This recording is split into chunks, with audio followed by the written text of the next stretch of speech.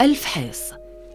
اشتق اسم مدينة الفحيص من الفحص والتمحيص، وتعرف مدينة الفحيص بأنها مدينة أردنية ذات طابع جمالي خاص بها، حيث تتميز بطبيعتها الريفية الهادئة، وهي بلدة ضاربة الجذور في التاريخ، حيث تميزت بموقعها العسكري الذي توسط 3 ممالك، وهي مملكة عمون، مملكة حشبون، ومملكة جلعاد.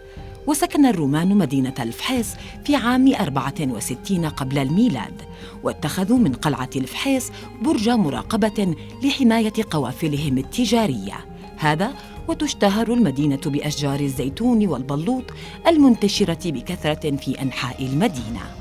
ومن أهم ما يميز مدينة الفحيص هو وجود المباني والبيوت التراثية فيها، والتي تشكل لوحة فسيفسائية مذهلة تعكس مدى اهتمام ساكنيها عبر التاريخ بتصميم وإنشاء بيوت ذات طابع معماري مميز، بالإضافة إلى اهتمامهم بأدق التفاصيل التي استمدت من فن العمارة للحضارة الرومانية والحضارة الإسلامية والبيئة المحلية للمدينة.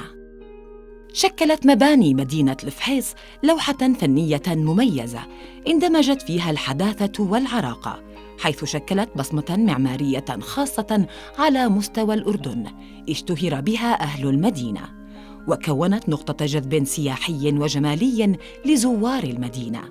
ويؤكد أهالي الفحيص على ضرورة المحافظة على هذه المباني وصيانتها واستغلالها في إقامة المهرجانات والمناسبات التراثية والثقافية، كونها تعبر عن تاريخ المدينة وتراثها الغني.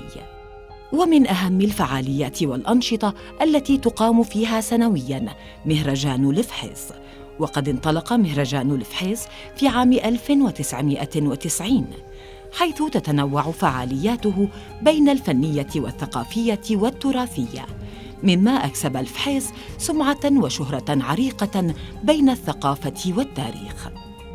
يستضيف أهم المفكرين والشعراء والصحفيين والأدباء العرب والمحليين، وحفلات فنية تستضيف الفنانين العرب والأردنيين، إضافة إلى أسواق حرفية وتراثية شعبية تقام على هامش المهرجان.